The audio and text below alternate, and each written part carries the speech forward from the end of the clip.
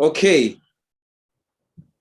Distinguished participants, you're welcome to the technical session organized by the Society of Petroleum Engineers Abuja section. We say a warm welcome to everybody that has joined.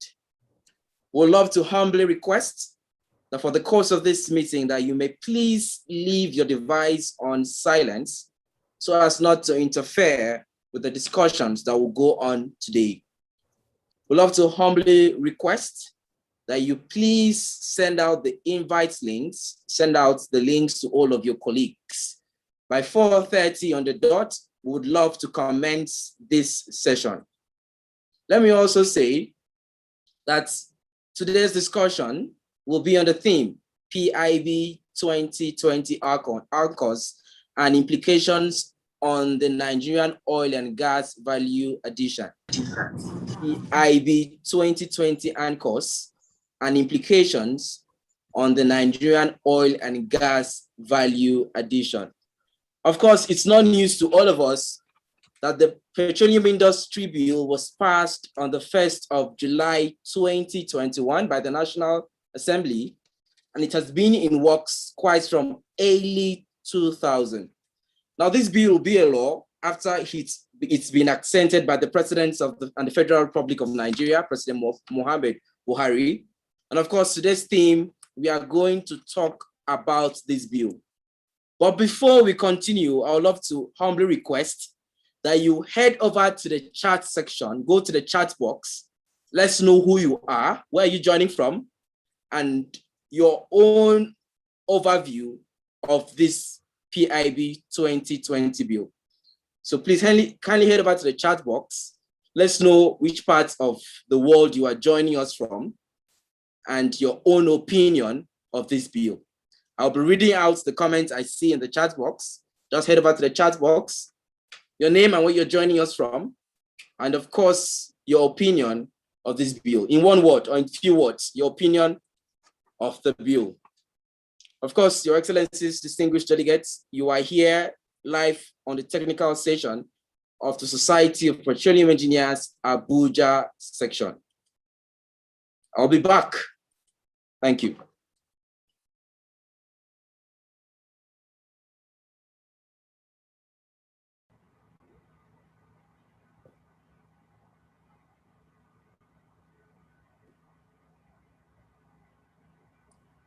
Let's start by reading a comment from Daniel Omosu-Wofa. He says he's joining from Port Harcourt.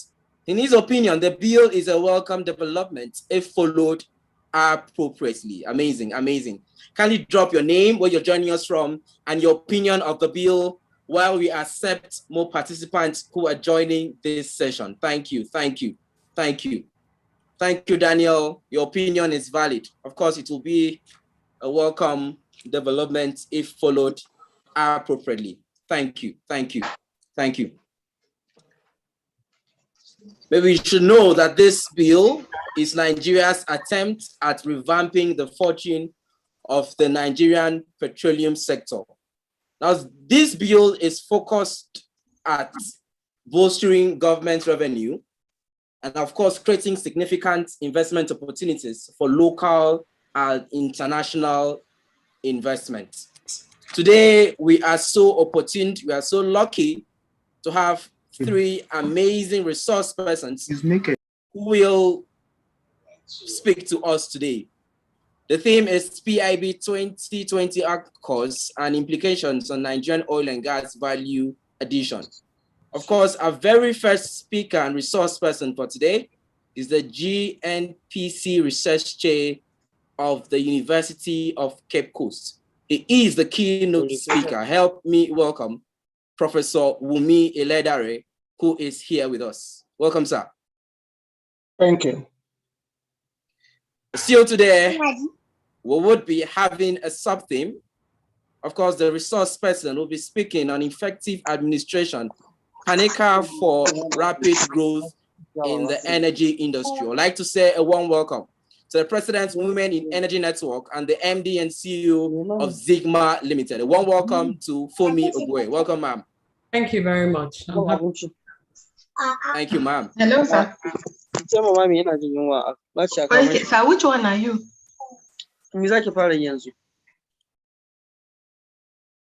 We'd love to humbly request that for the course of this event, that if you're not speaking, you please leave your mic on mute so as not to interfere with the course of the event.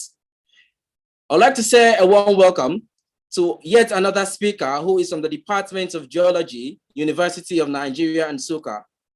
He will be speaking on the sub-theme, the Petroleum Industry Bill and Frontier Basin Investment in Nigeria. I want to say a warm welcome to Professor Emeritus Kalu Onoha. Welcome, sir. You're very welcome. Good evening, everybody. Good evening, sir, and welcome, sir. I want to confirm, sir, are you Abdulmazi Idris? Are you the one with that name? My name is Mosto Onoha. You like the Carlo, you saw it on the web. Okay. My name is Mosto Onoha. It's put there. That's what everybody calls. That's what I am. Okay. Onoha is the surname. Mosto is the first name, and it's on my screen. Okay, wanted to confirm, so we make you a co-host for today's event. Thank you so much, sir, for joining. You have just been made a co-host.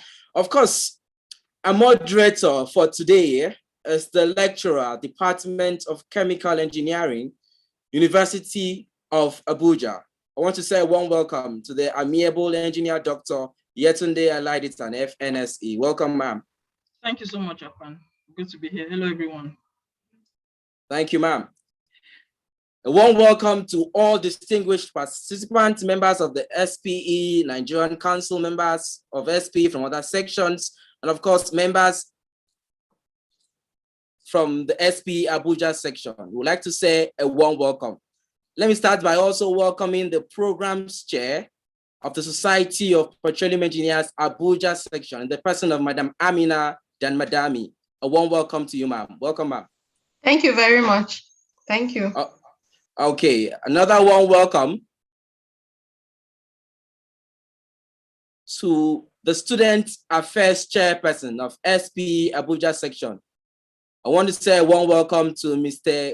Ogenerume Ogolo, a Student Affairs Chairperson. Welcome, sir. While I head back to the chat section, while we still admit participants who are joining, let me quickly showcase the program of today's event. This event is billed to last and end at 6 p.m. today. And of course, all our resource persons are really ready to engage us and give us their own perspective of different sub-themes which we have today. Your Excellencies, distinguished participants, at this juncture, I'd like to go back to reading the chats to know your opinions on this bill. We read from Daniel, who said he's joining from Port Harcourt. The bill is a welcome development if followed appropriately. Thank you, Daniel. Ibrahim Faith from Lagos says, we have long awaited the bill, so we look forward to actions. Thank you so much, Ibrahim Faith. For those joining, kindly head over to the chat sections. Let's know where you're joining us from and your own opinion of this bill. Okay, Emmanuel Sunday, he says, Emmanuel, Center for Petroleum Energy Economics and Law, University of Ibadan. The bill, though welcomed and long awaited, still needs some amendments. Thank you. Thank you for your perspective, Emmanuel. Of course, that's why we have Professor Wumi Ledare, who will focus on his theme, which is going to engage what you've just said today. Your Excellencies, distinguished invited guests and participants, let's head over to the safety brief. The first and most important safety brief for today is that we know we are in the pandemic, the coronavirus pandemic. Please endeavor that you don't carry your hands to your mouth, to your nose, or to your eyes. Also endeavor to observe social distancing if you're in a crowded environment. Of course, the very next safety announcement is that if you are driving, please, for the course of this lecture, kindly park your vehicle so as not to cause an accident on the road. And of course, the very third is that if you are home, please don't carry your phone near the gas. Don't carry your phone to the kitchen because it may cause an explosion. Having understood the 3 safety briefs, I'd like to say once again, welcome. Please, for the course of this event, kindly endeavor to leave your microphone on mute so as not to interfere in this lecture.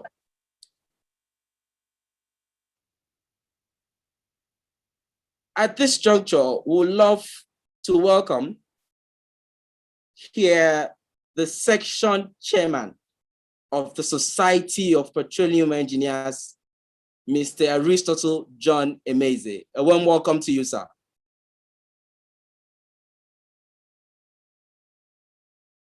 Okay.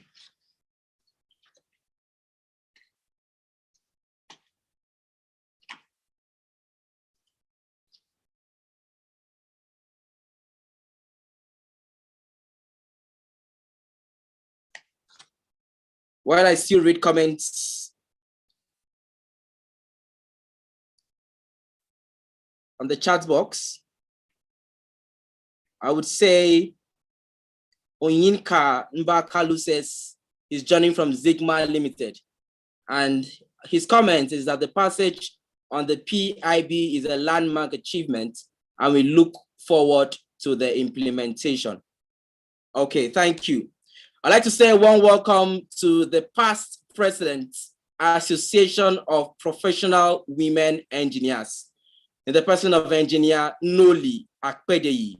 A warm welcome to you, ma'am. Welcome, ma'am. Thank you very much. It's good to be here. Okay, thank you. While we await more participants to join, we still crave that please you go over to the chat section and give us your opinion of the PIB bill while we await participants to join in the next 2 minutes. We kickstart the event officially. Thank you.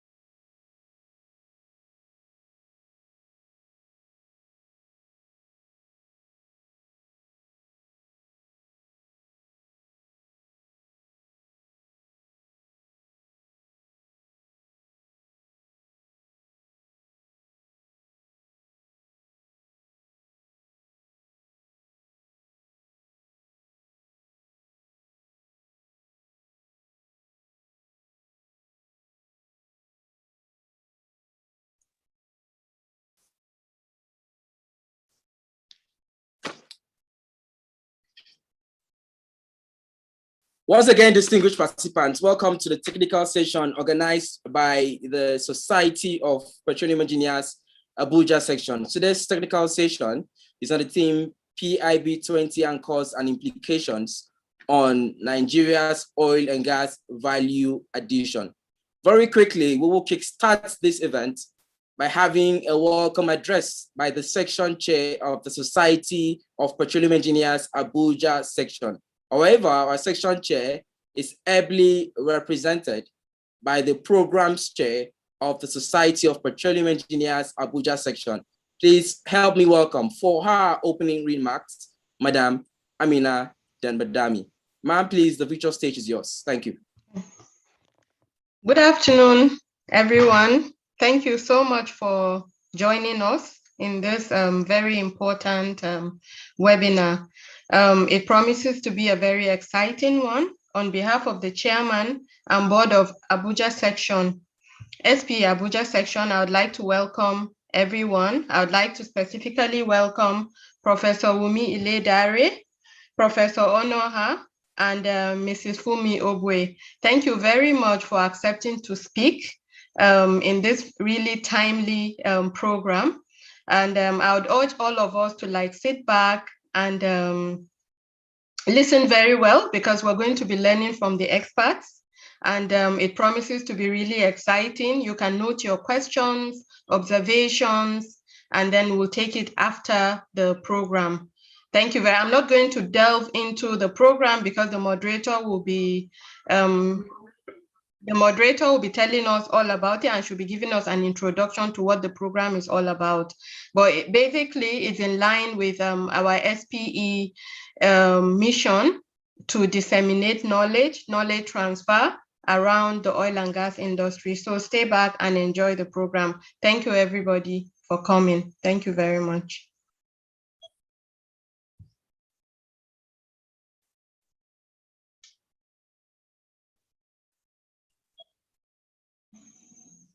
Thank you, thank you, thank you.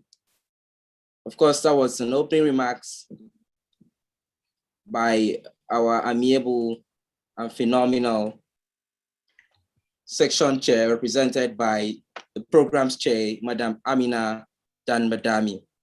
Of course, today's lecture is going to be quite engaging. Reasons because this bill repeals or amends legislations applicable to 3 areas, which the first of them is governance and administration in terms of regulatory authorities. The very second is host communities in terms of communities trust fund. And of course, the third is fiscals, looking at tax, royalties, and cost price ratio. At this juncture, I would like to welcome the moderator for today's event. Of course, our moderator is the Diversity, Inclusion, and Community Chairperson of the Society of Petroleum Engineers Abuja section.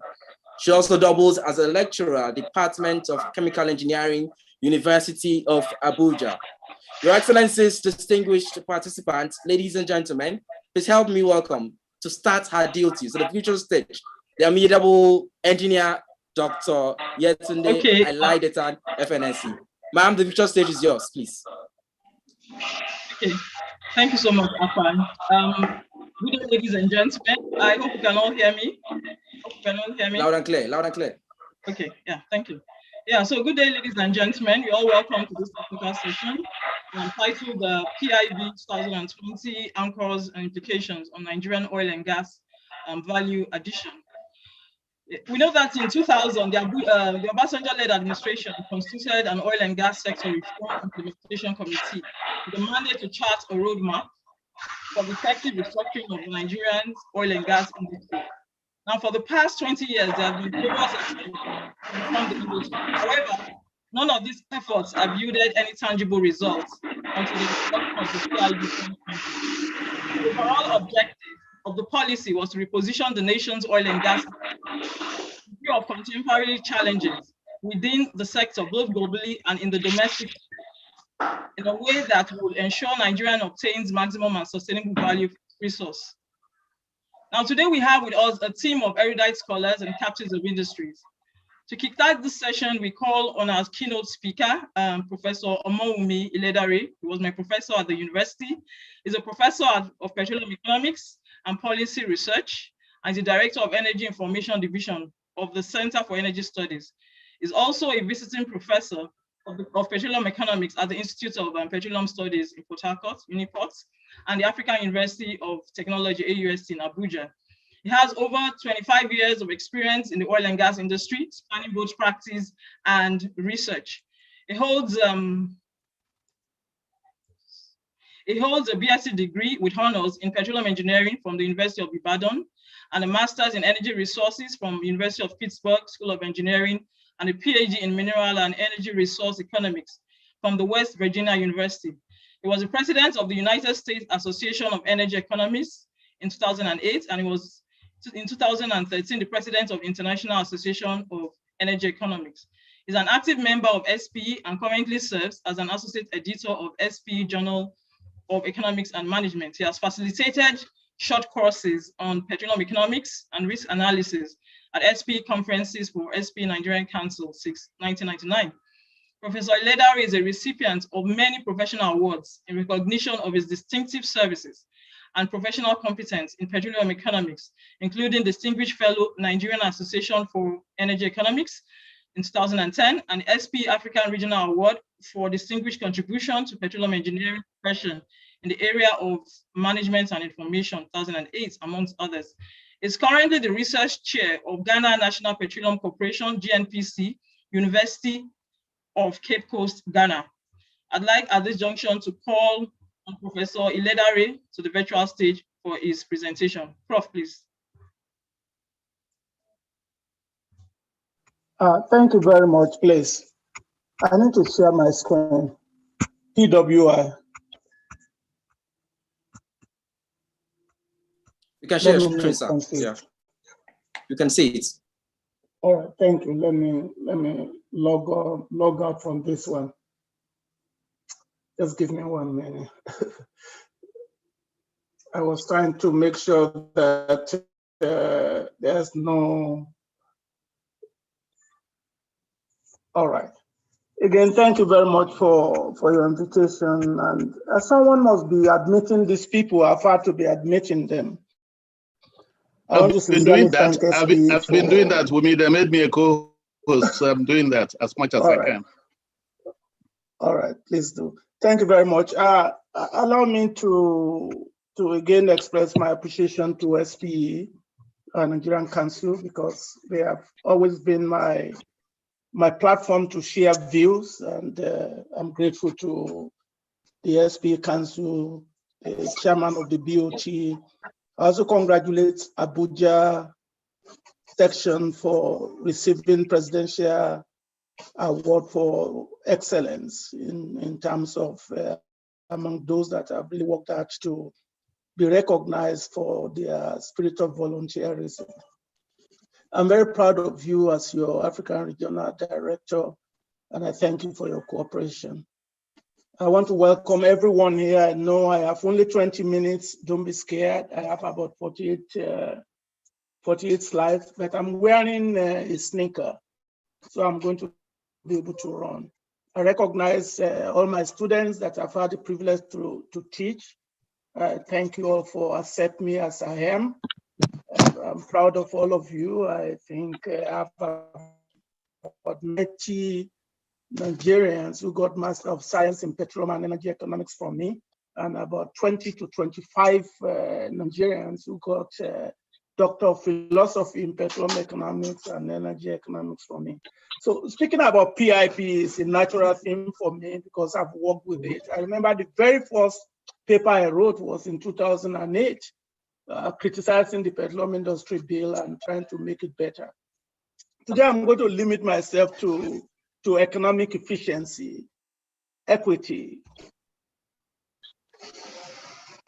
ethical behavior, and as well as what I call efficacy.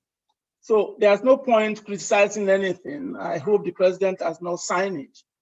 So I saw that occasionally they do listen to me because I saw some of the things that I've mentioned in the past getting themselves into this bill. So I hope I can cheer. It's not moving, but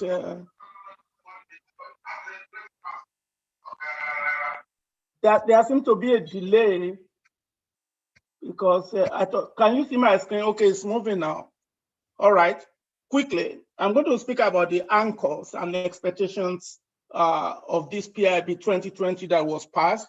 I'm going to spend some time to look at the three important anchors. One is governance and institutions. The second one is the host community development. And the third one is going to be PIB 2020 key provisions. Basically, the journey is quite long. I hope I can minimize this. I can see my slide. These pictures, let me see if I, okay. We started in 2000, and this is 2021, and that's almost 21 years of struggle. And I've been part and parcel of it. I don't want to speak like Simon in the Bible. When Christ was handed on to him, he said, now I can depart. No, I don't want to depart in this sin yet. But this is an executive bill. The two houses of legislators, they've already come to terms, and I think they will send it to the president once the Minister of Justice take a look at it. What are the anchors? The issues are very, very clear. PIB 2020, the underlying challenges that made the passage inevitable can be classified into four. Revenue is declining, there's price volatility, there's revenue shortfalls, there are leakages in the economy, there are declining reserves. That has to do with revenue. Investment is not coming, there's political uncertainty, there's forex uncertainty, There is no attractive framework that will make people dump their money in billions of dollars, not naira.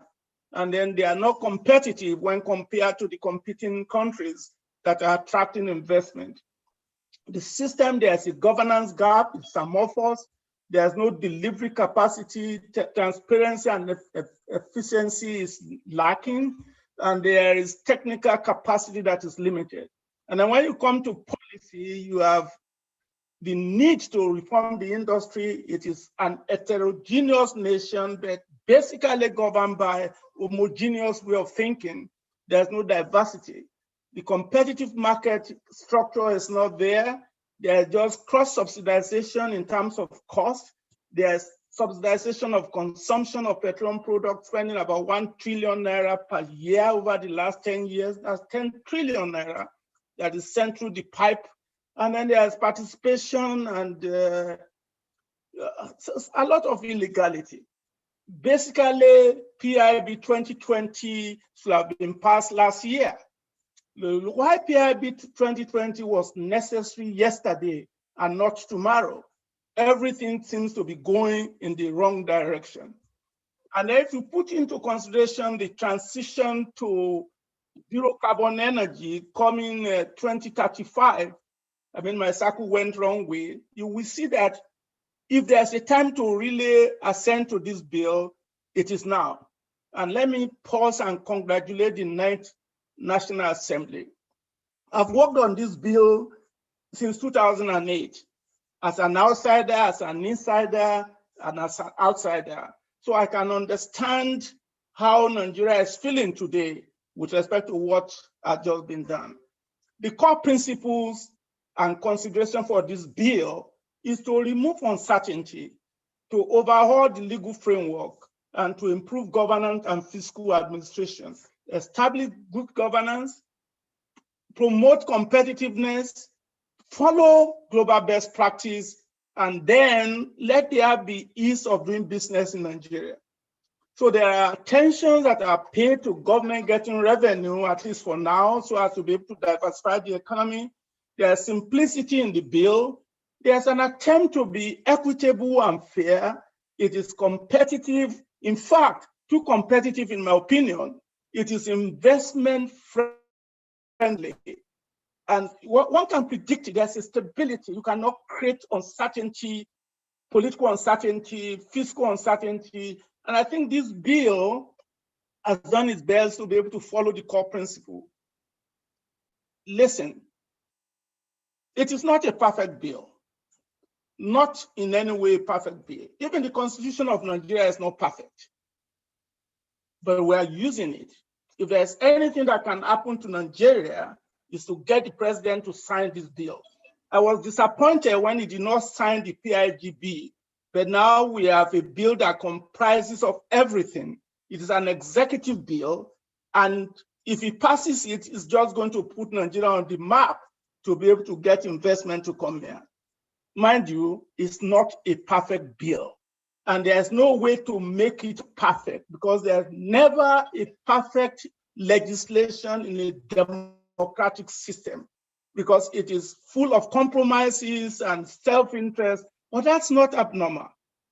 But there are certain things I want the president to think about and find a way to get the legislators to think about it to at least make it closer to being perfect, even if it's not perfect.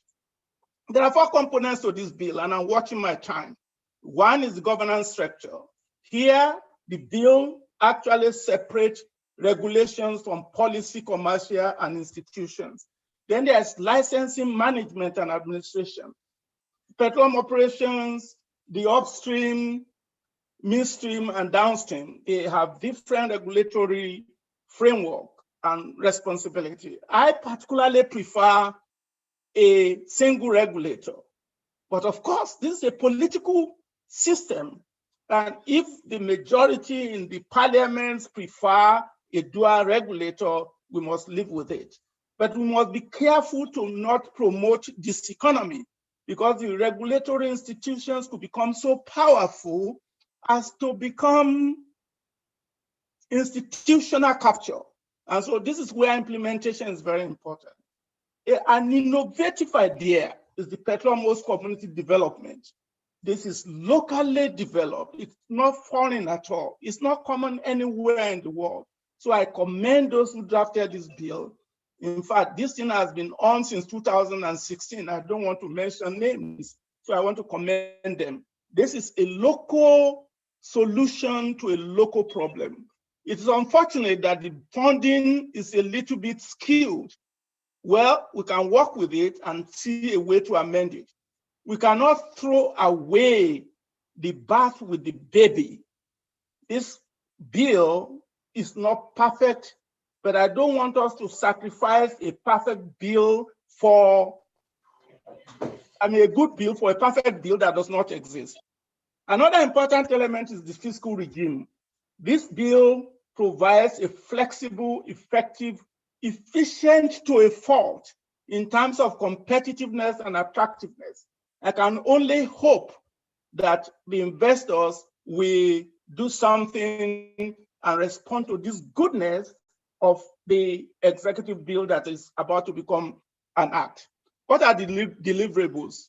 One, restructured, rebranded, and rekindled institutions. There's a separation of roles, which is good. Again, all of these good things depend on implementation. And I worry for Nigeria. I lament because we do not use the best of what we have to be able to deliver the good policies that we have. And it's a shame. It is a shame. When you are in an heterogeneous society, you cannot develop policy on the basis of homogeneity. That means those who discussing how to implement this bill must be heterogeneous.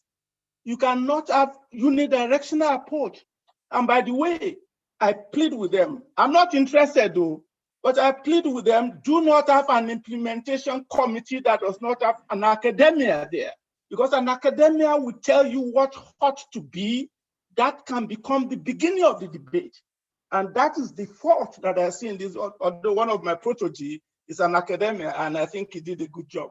Second, there's a value creation, acreage management, and administration, which is a plus. What do I mean? Discretionary award has been renounced and relinquishment terms articulated in this bill. I want to say again that the bill is attractive, competitive, and it has a progressive fiscal and contract terms. That is a plus. It is investment focused. In fact, the government surrendered a lot of revenue to be able to get this bill to be fiscally competitive, attractive, and progressive. Host community inclusiveness is also included, and there's an effort to optimize community development. I would have preferred tying the funding of host community to something that is not too stochastic. We are talking about reducing operation costs, but we are tying community development to operating costs. I hope in the future we'll have opportunity to amend it. Listen, there's transparency and accountability, but let me also caution. And it is not about this government alone. Nearly every government in Nigeria has developed ways to capture the oil, gas, and power sector for political base. If we are going to get the oil and gas industry to add value to the national economy, we must be heterogeneous minded in the governance of the oil, gas, and power sector. Nearly every government in power has gone away from this idea of bringing the best all over the country. Nearly every administration. And that's what is limiting the ability for the oil and gas to add value to the economy.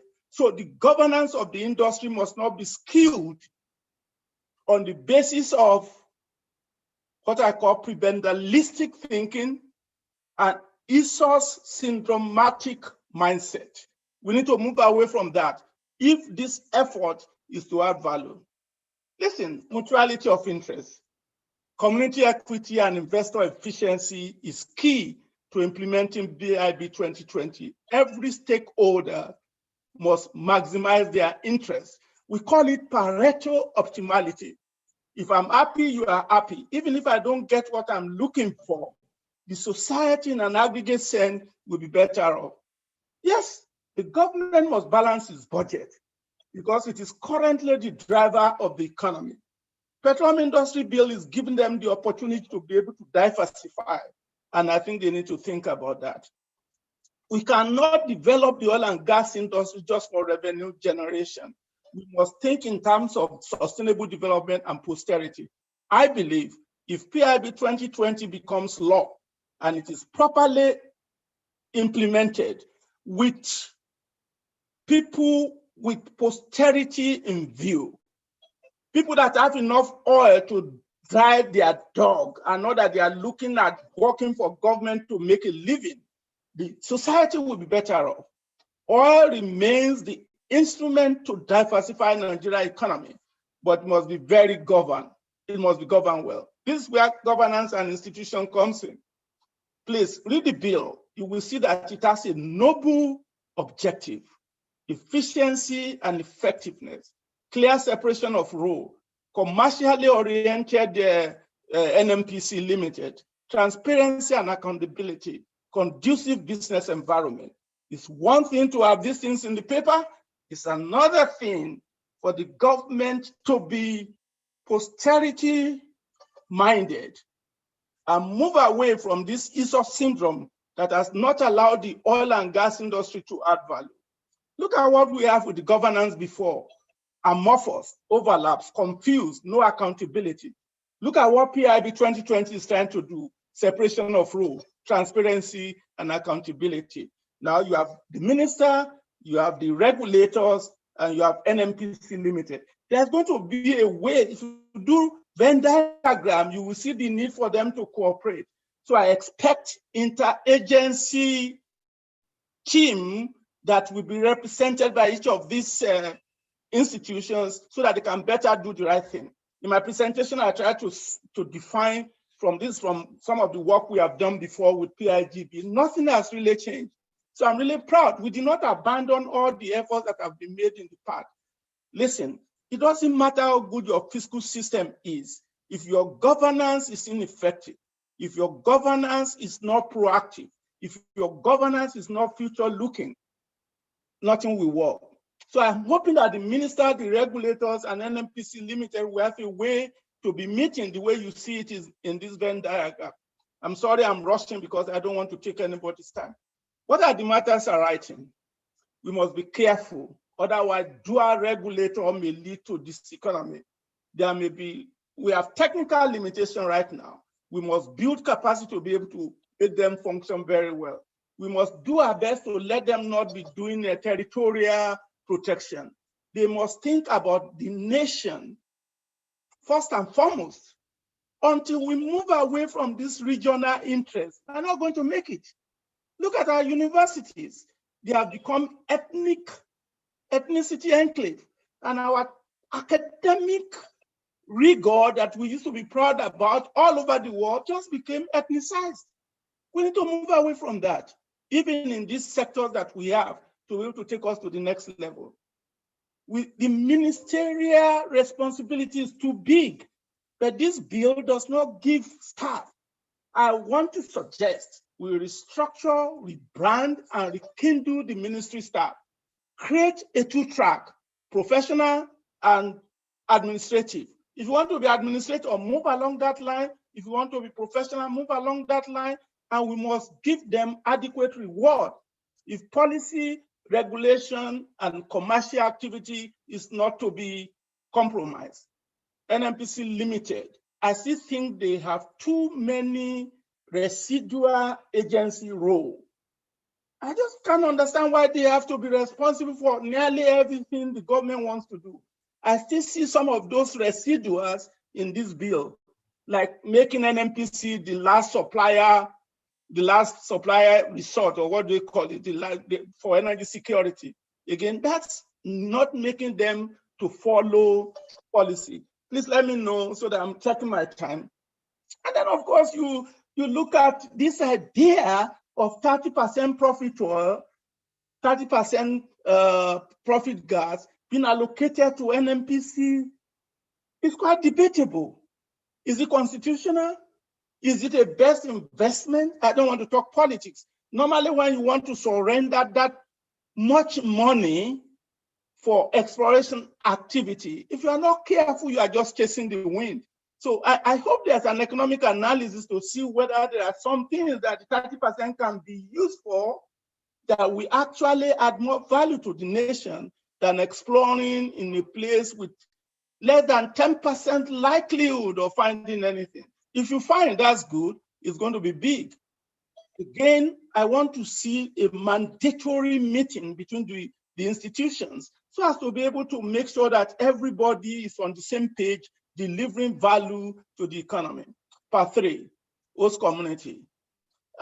Listen, there's no doubt that we need to develop the oil producing community. We need to build bridges, infrastructure to nowhere. Even if it is not used now, it's going to be used in the future. The objectives are well defined. What is lacking is to properly define what a petroleum host community is. I think I still see a sort of rent sharing mentality in this formulation of these host community provisions in the petroleum industry bill. Let me say again, it's a noble, innovative, theoretically sound, methodologically approvable, and conceptually dynamic. But implementation is key.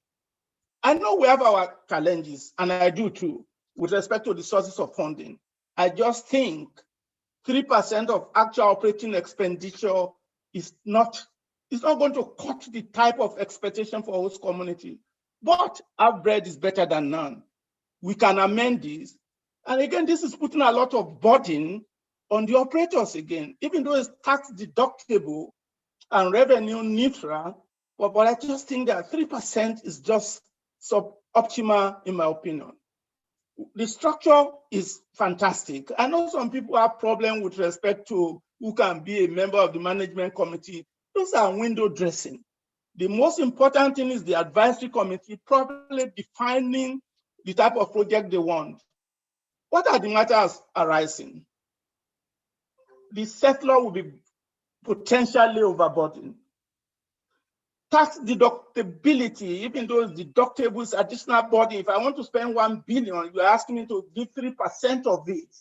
That's a little bit fiscal irresponsibility, in my opinion. Why can't we take something from NDDC, derivation, Niger Delta? I'm just saying all of this for the future. I'm not saying we should throw away the bill because of this. I think we need to go ahead and begin to find ways in which we can amend it. Again, the ownership issue is still my concern. One generation comes, another generation goes. Listen, I work in the Niger Delta from 1980 to 1983, and they are the most friendly people that I can think of in my time, even up to 1995. Some of us can stay in the field till 3 a.m. in the morning, having fun with the community, and we'll go in the bush back to our camp. So we need to find a way to address this agitation based on ownership and participation. Perhaps we need to think in terms of surrendering proportion of royalty. That is not uncommon. That's global best practice. And then we need to think in terms of equity to local people who can pay the share of doing things, because 3% of equity is not comparable to 3% of royalty. And I just wish people know what 3% of what they are talking about.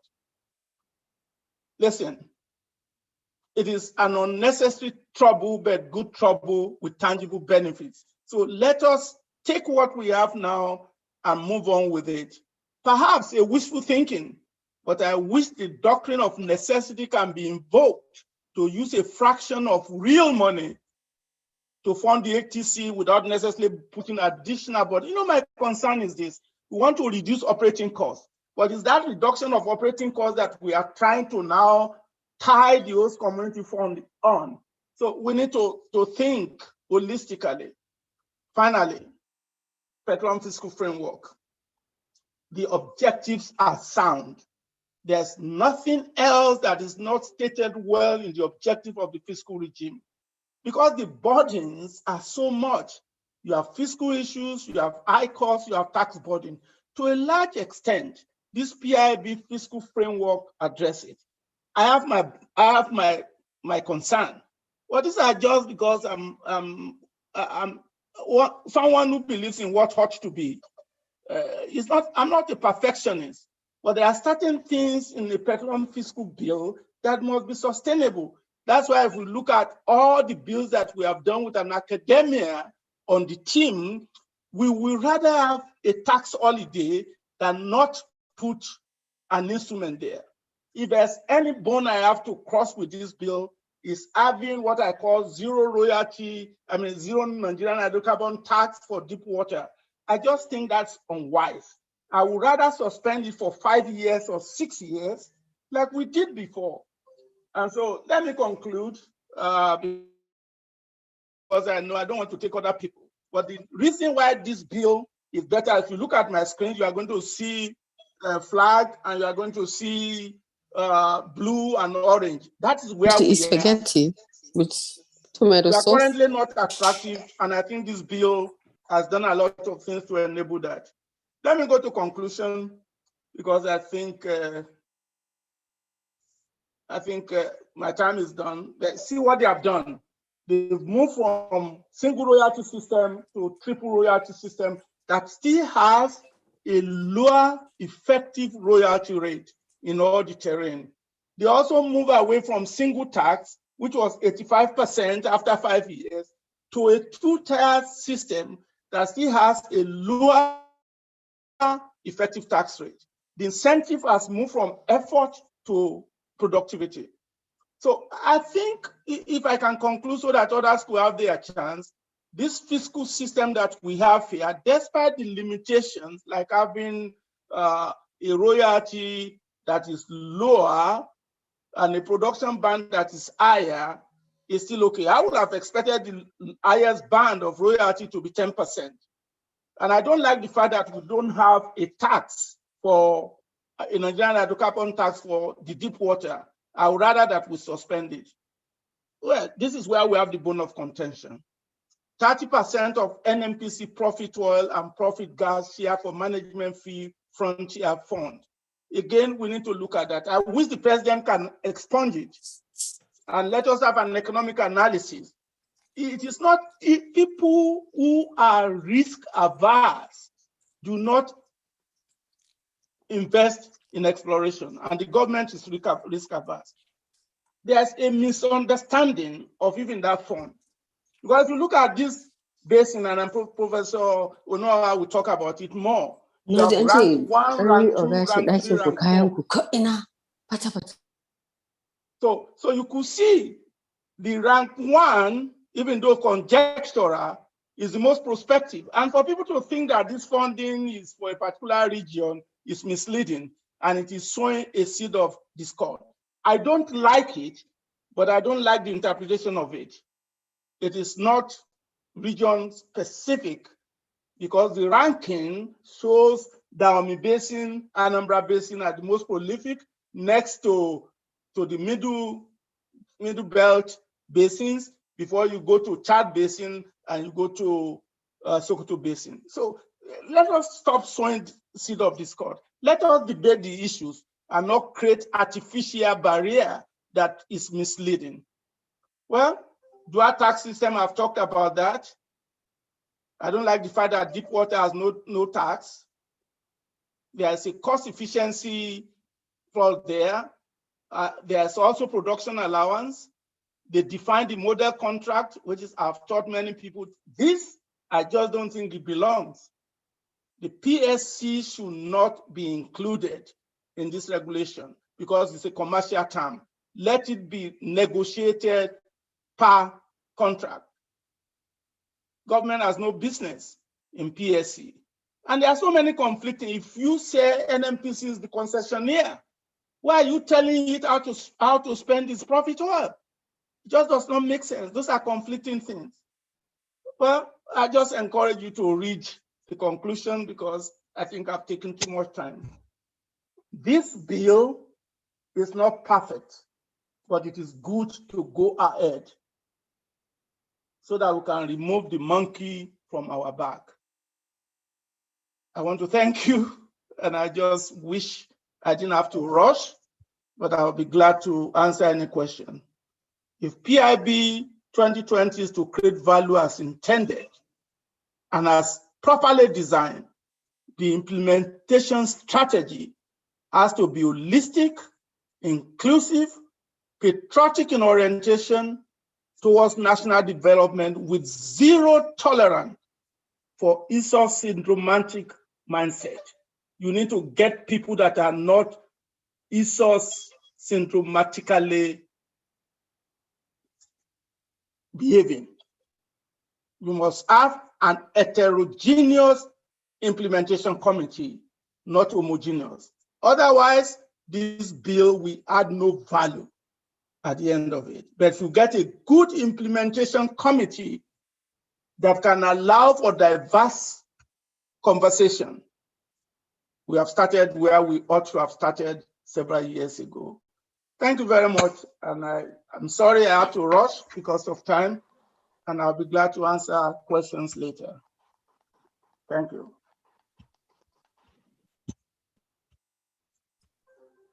Thank you very much, Professor Wumi Iledare. Thank you. That was an amazing session. Before the moderator continues, distinguished participants, permit me to recognize some personalities that joined the session. I'll start by recognizing the section chairman of the Society of Petroleum Engineers Abuja section in the person of Mr. Risoto John Emeze. One welcome to you, sir. Thank you very much, everyone. Thank you very much. PWI, Mayaga for life.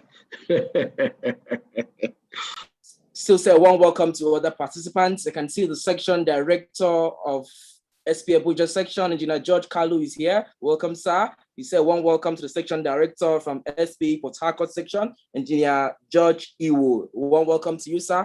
You can see the CEO and the MD of Cypher Crescent, Mr. Thangod Egbe. Thank you, sir, for joining us. We also say one welcome to the Student Affairs Chair of SP Abuja section, Mr. Rume Ogolo. Welcome, sir.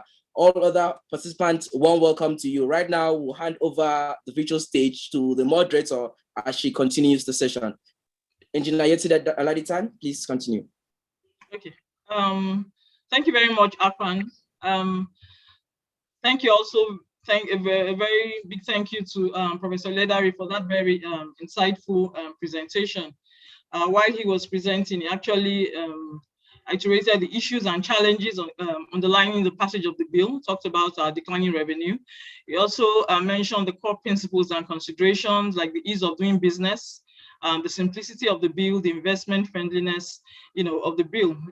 He also iterated ways in which it can be improved by the governance structure, the licensing management and admin, and also the PhD trust fund.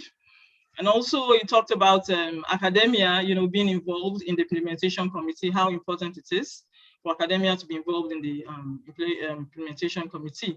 And he also iterated how the governance of industry must not be skewed. It must be all-encompassing. And also the structural development and posterity should also be very paramount. And not only, the PIB should not only be for revenue generation, but the sustainable development and posterity should also be key there. And he mentioned the importance of building capacity and also the development of the host, community. And that way the agitation, from the people would be addressed. Most importantly, he talked about also the tax holiday that should be given to the oil companies rather than the zero tax for the deep water, the deep water exploration. So thank you very much. We really don't have time, so we can't talk too much. What I would advise us to do for as many people, that have questions, kindly type your questions in the chat box while we continue the session. And now we have two speakers for our next the next session. And the first speaker will be speaking on effective administration, a panacea for rapid growth in the energy industry. Her name is Mrs. Fumi Ogwe. Mrs. Fumi Ogwe has demonstrated the importance of female leadership in a country where 50% of the population are women and largely underemployed. She has grown our organization by 100% year on year from inception. Fumi Ogwe is the managing director of Zigma. It's a company that is focused on oil and gas services. It provides soil remediation and engineering, procurement and construction services. She's also founder of Jake Riley with its focus on public sector transformation, Libra Security providing physical security services and defense procurement, and Support Our Troops Foundation, which is an NGO set up to promote citizens, to support for military troops and families. Now, prior to her starting her entrepreneurial journey, Fumi worked in Ibadan Electricity Development Company, a United Nations Development Program, BAT, that's British American Tobacco. She worked in Shell, Nexen Petroleum, and Abacan Resources. She's currently the president and co-founder of the Women in Energy Network, WIEN. She was honored to be listed by NIPRO as one of the global top 40 under 40 female professionals in 2008. Other honors include Trek Africa Humanitarian Personality of the Year, African Female Impact Leadership Award, Cloud Project of the Year, Project 100 Beneficiary, Oracle CX Cloud Specialist Partner. Fumi holds an MSc in Organizational Change and Development from the University of Manchester and a BSc in Sociology from the University of Lagos. Ladies and gentlemen, please welcome to the virtual stage, Mrs. Fumi Ogwe for her presentation. Thank you so much, Engineer Aladeton. And thank you very much for inviting me to the SPE for this very timely event. I'd like to say very good evening to distinguished speakers, Professor Iledare and Professor Noha, that I'm sort of shaking in my shoes to be speaking on the same platform with. Also, permit me to extend my appreciation to the chairman of the Abuja section of the Society for Petroleum Engineers, Mr. Aristotle John Emezi, and the program chair, my own sister, Engineer Amina Damadami, and the executives of the SPE Abuja for continually inviting me to speak at your workshops. It's really an honor and a pleasure to have been asked to be part of this and to speak and bring industry perspective and a layman's voice to the conversations around PIB. Of course, coming behind Professor Iledare, I'm not going to even go into the theoretical framework or to adding anything to what he said, because I think he has very eloquently described the burning platform that we have in the PIB. And so I'm just going to go and focus on the thing that I've been asked to speak about. When I saw the sub-theme, effective administration, a panacea for rapid growth in the energy industry, several things came to my mind. My initial thoughts were, who am I to be addressing the SPE, the audience, or the regulators? Or in fact, speaking behind such highly esteemed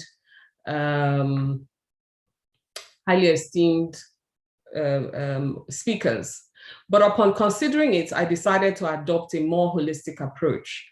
I found that the sub-theme applies to every stakeholder in the industry, including but not limited to the regulators, industry asset owners, service companies, the host community, amongst others.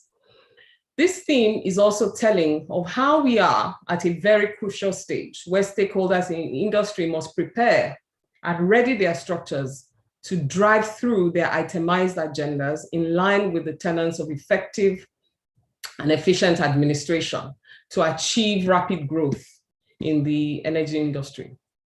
Obviously, it's common knowledge. We've all heard, we've all seen, and we've all, Professor Iledare has also quite, like I said, eloquently explained what is in the bill. Despite the bill been introduced with uncertainties 12 years ago, there is now that inevitability that it being ascended to as an act of the federal government of Nigeria, repealing most of the operative industry laws. And as stakeholders, we must be ready for the sweeping reforms that the PIB will bring.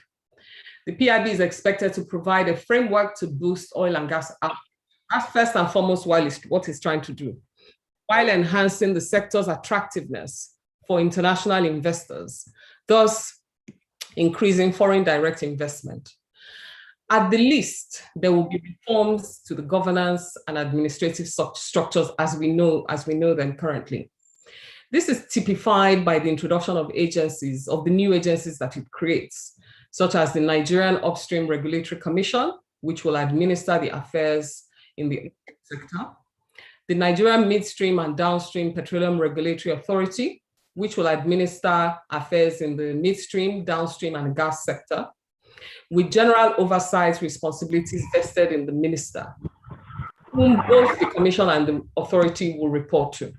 There's a slight change in the way that they work, and I think that is one of the biggest benefits of the bill, in that the minister, as we know it, has ceded some of his powers to these two regulators that are being formed. And that, I think, is very positive. There's also the Host Community Development Fund, which promises to provide a unique method of interacting with the affairs of the host community, with experts expressing confidence in the incoming system of administration.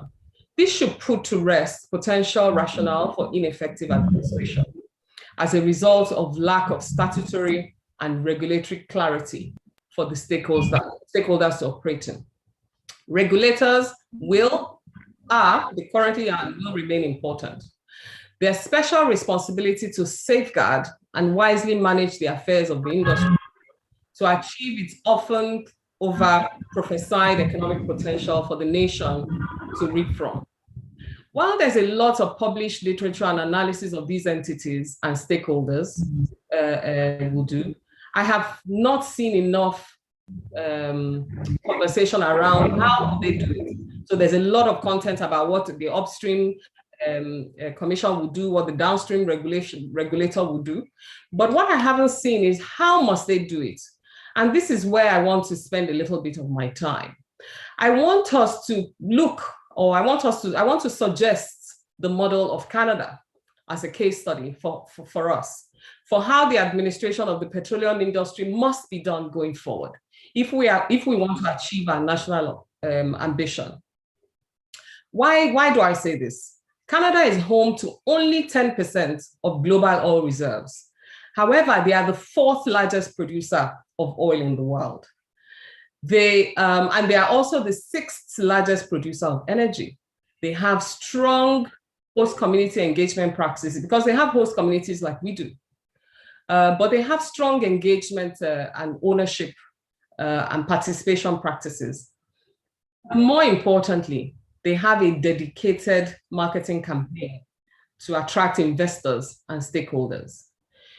In preparing for this speech, I couldn't find anywhere on any website or in any literature where Nigeria is saying they're ready for business or Nigeria is looking to attract investors.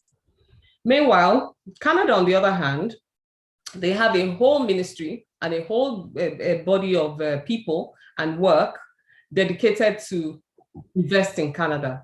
They even have on their website, they make bold to make a statement to say, Canada is the best country for global investment, period. What do we say in Nigeria? And for me, that is where I really see the thing that can make a difference going forward. The potential for growth in Nigeria is still there for the taking. If we're ever in doubt about the potential for growth in the industry, Nigeria still occupies the enviable spot as Africa's energy giant and the most prolific oil producing country on the continent. In its mix of the conventional energy reserves, Nigeria is simply unmatched by any other country on the African continent. Several energy resources are available in abundant proportions. All these hint to the fact that the industry possesses undisputed potential, and it is yet to reach its peak. However, despite this perceived limitless potential, an excerpt from the Power Africa fact sheet typifies in sharp terms the narrative of ineffective administration in the energy industry. The experts reads, Nigeria is endowed with large oil and gas, hydro and solar resources, and has the potential to generate 12,522 megawatts of electric power from existing plants. On most days, however, it is only able to dispatch around 4,000 megawatts, which is insufficient for a country of presumably over 200 million people. This means that despite our current capability to perform at 100%, we're barely reaching the 33.3% ceiling. I have also read with keen interest, analysis after analysis, that highlight the fact that only 4% of the $70 billion investments made in Africa's oil and gas industry between 2015 and 2019 actually arrived in our shores. According to the National Bureau of Statistics, only 53.5 million, or 0.55% of total investment of 9.68 billion in Nigeria in 2020 was actually made in the industry. So what does that mean? Not only are foreign investors not investing, we as a country, we are also not investing adequately in the industry. If this trend continues, our national ambition of 40 billion barrels in oil in reserves and 4 million barrels of oil per day will never be achieved. The oil in the ground is of no use to the country if we cannot monetize it. We simply must attract and keep new investments in the sector. This task has become even more daunting in the light of the various challenges facing the industry, especially with respect to the renewed focus on renewables and energy transition. A lot of us are putting our heads in the ground saying, oh, it's not going to happen to us. But the reality is renewables and energy transition are here to stay. Despite the temptation to apportion blame to one critical stakeholder, this narrative of secluding and blaming a stakeholder is increasingly becoming unsustainable because they are not the whole industry. Having stated this, I think we must take the passage of the PIB and the potential ascent as a symbol of a fresh start. Each stakeholder will consequently have responsibility in one way or the other to ensure that the PIB and the industry achieves the shared objective of rapid growth within the context of the energy industry. As stakeholders eager to see rapid growth in the industry, we must define what growth would mean for us and how to achieve same. Care must be taken to ensure that such results from what and how are realistic, taking into consideration the assets and the resources at their disposal based on proven methods. Naturally, this will require stakeholders to be strategic, right from planning stage all the way to execution stage. This industry isn't open to or forgiving of stakeholders that ignore this crucial process. The PIB 2020 is built on the tenets of effectiveness, efficiency, accountability, competitiveness, safety, conducive business environment, amongst others. To implement strategy for growth, a stakeholder must erect and dutifully implement the known effective administration systems embodied by some of the following Henry Fayol principles. The first one is authority, by deciding how the chain of command functions.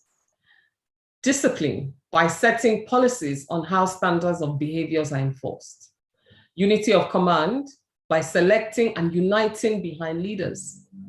Unity of direction, by implementing unified goals and vision. Subordination of interests, by sacrificing smaller needs for the bigger order. by communicating expectations and instructions.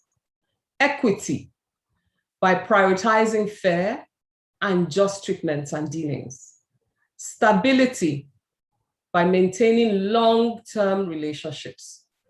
Initiative, taking advantage of every opportunity and acting with a sense of urgency.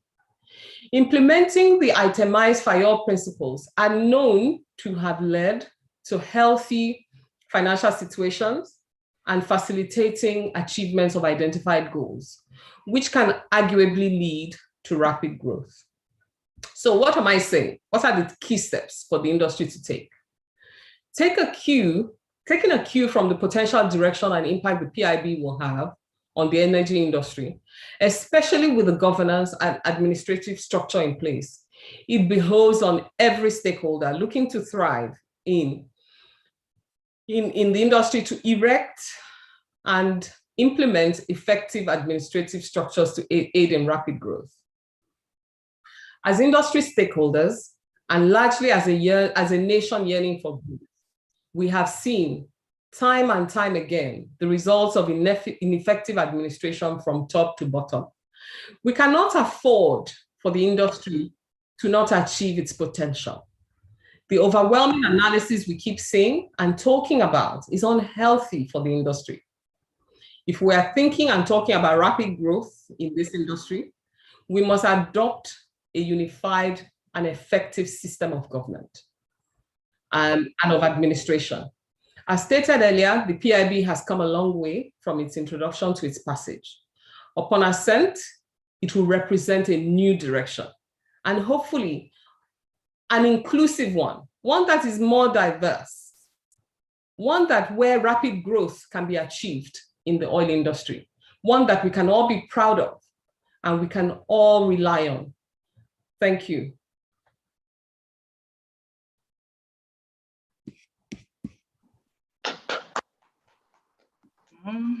Thank you very much, Mrs. Mfumiogbe, for that very insightful presentation.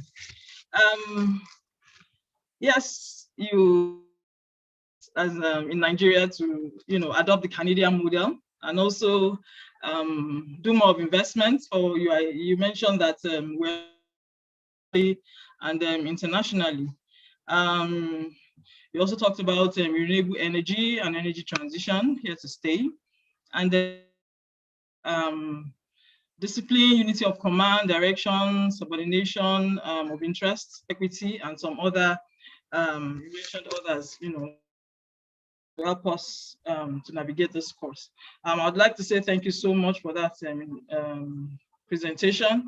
I really don't have time, so if you have questions, kindly just type them in the chat box and we'll take them after the last presentation.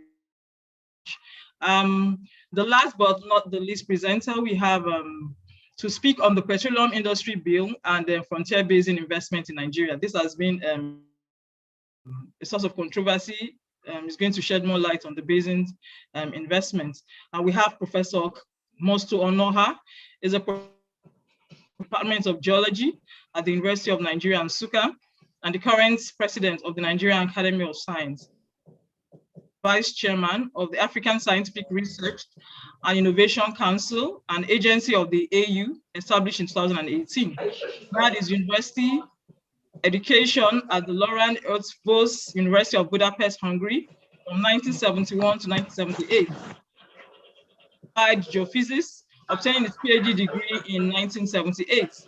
He served as postdoctoral research fellow at the Institute of Geophysics, Technical University of Clausthal-Zellerfield in Germany, before returning to Nigeria as a lecturer in the Department of Geology at UNN in 1980.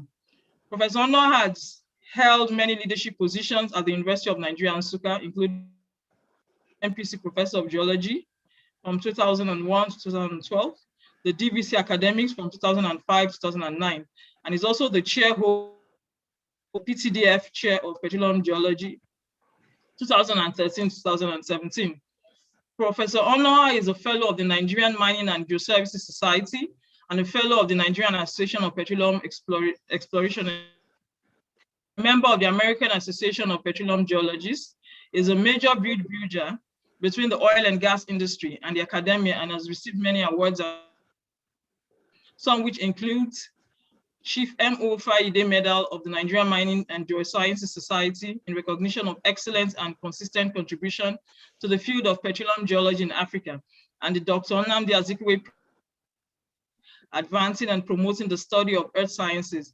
His most recent work, a 396-page book entitled Advances in Petroleum Geosciences Research in Nigeria, is about characterization and published in 2017.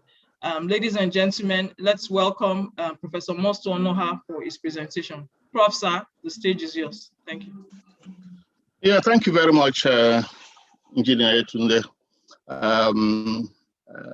It's a privilege and an honor for me to be with SPE Abuja section. I'd like to congratulate you for all the strides you've been making, real big strides. And the topic, it's a very popular one, even with the newspapers. And I'd like to thank my colleague and friend, Professor Iledare, who has done justice. He's been part of this. I've listened to him speak on the PIB on many occasions. And I think you couldn't have gotten a better person to give you insight on the workings of the bill. For me, and the time I have, I like to stick to what you've asked me to do, which is to talk about the PIB and frontier basin investment. So, which actually means that I should start from where Professor Iledare stopped. And he actually stopped at the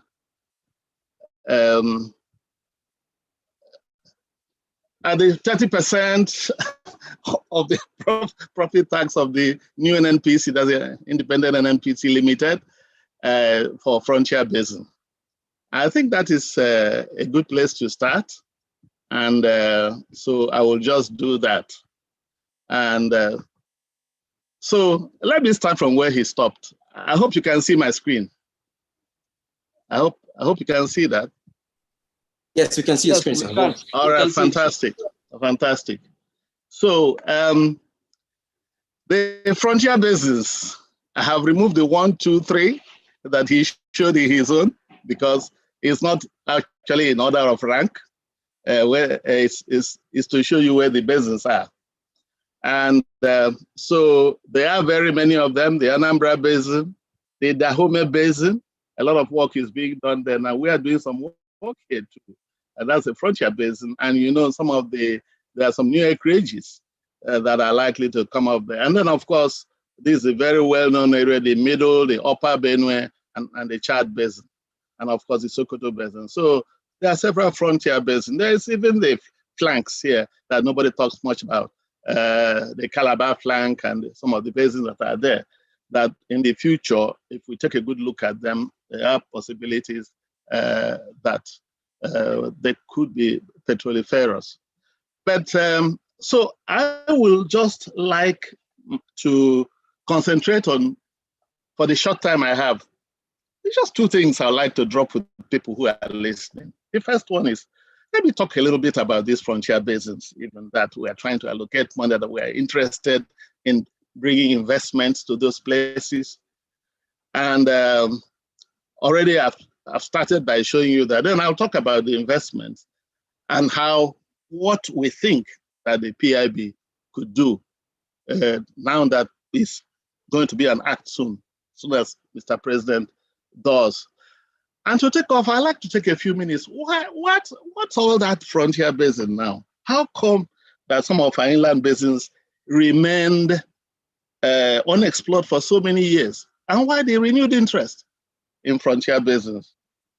So, and then I have a map. I will talk about the one on the right here, which we are seeing, which is actually 77 blocks that were on offer. The very last time, let's leave the marginal field offers that were done very recently, the 57 fields that were offered last month.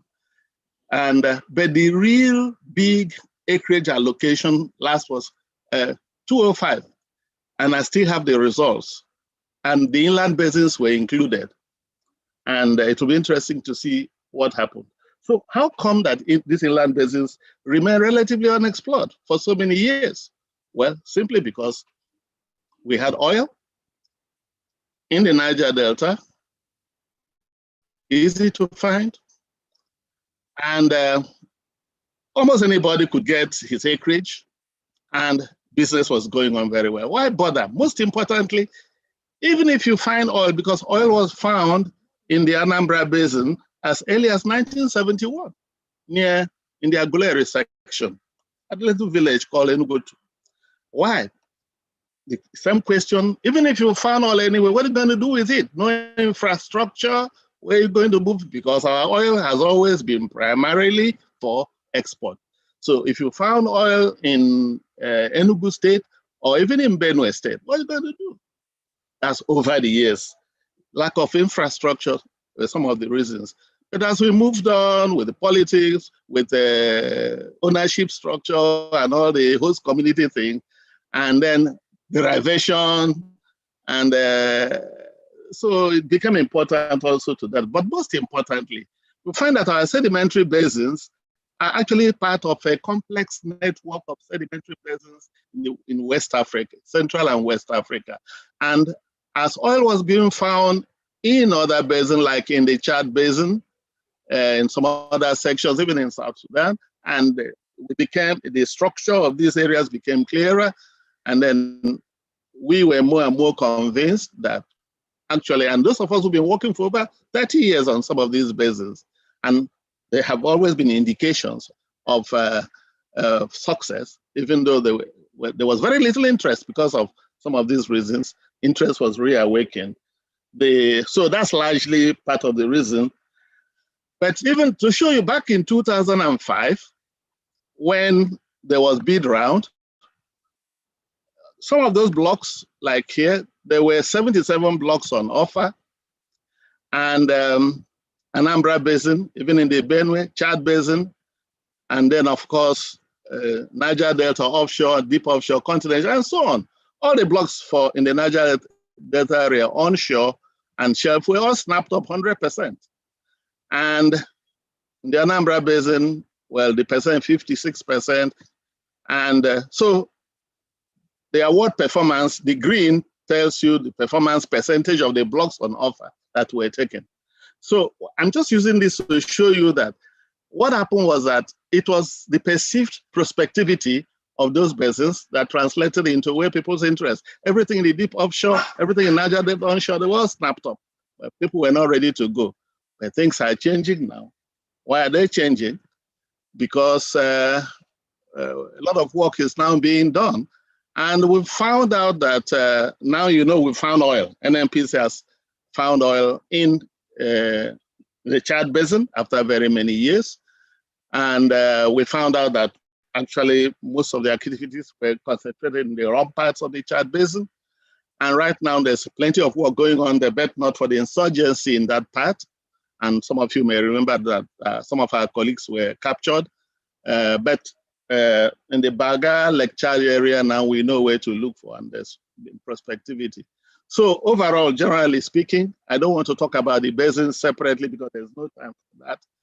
But, and you know that even in the Upper Benue now, the Kolmani River 2 and so on, also there's been quite prospective. So we are now hopeful.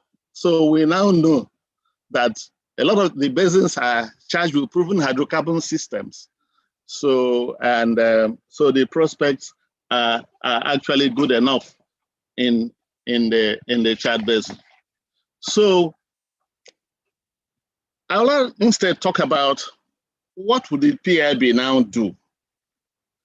I don't want to, I completely agree with Professor Ledare. His analysis very well.